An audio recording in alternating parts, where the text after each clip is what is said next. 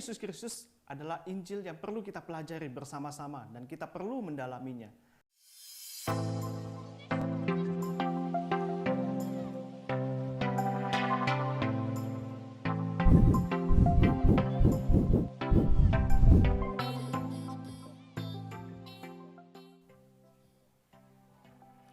Shalom, saudara yang dikasihi oleh Tuhan.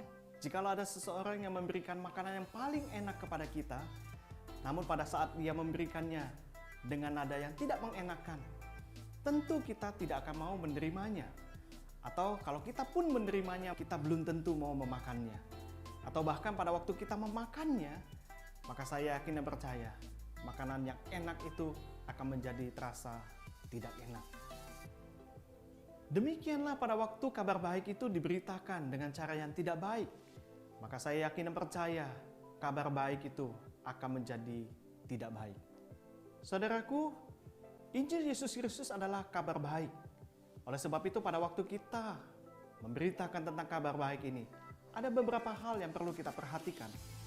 Yang pertama, kita harus membedakan antara dialog dan debat. Injil Yesus Kristus adalah Injil yang perlu kita pelajari bersama-sama dan kita perlu mendalaminya.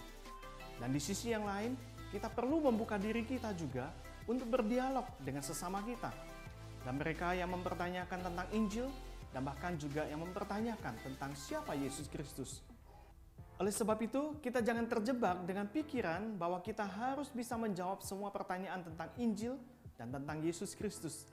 Tetapi, marilah kita boleh bersama-sama meminta pimpinan dan penyertaan daripada Roh Kudus yang akan memberikan kepada kita hikmat untuk berkata-kata. Yang kedua, kita sebagai murid Yesus Kristus, kita dipanggil untuk memberitakan Injil.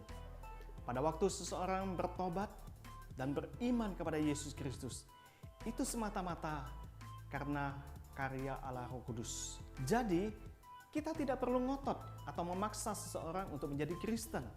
Oleh sebab itu, saudaraku yang dikasihi oleh Tuhan, marilah kita bersama-sama dengan setia memberitakan kabar baik, bukan dengan perdebatan, tetapi kita dengan satu keyakinan bahwa ini adalah panggilan yang mulia untuk kita boleh bersama-sama memberitakan kabar baik. Tuhan Yesus memberkati.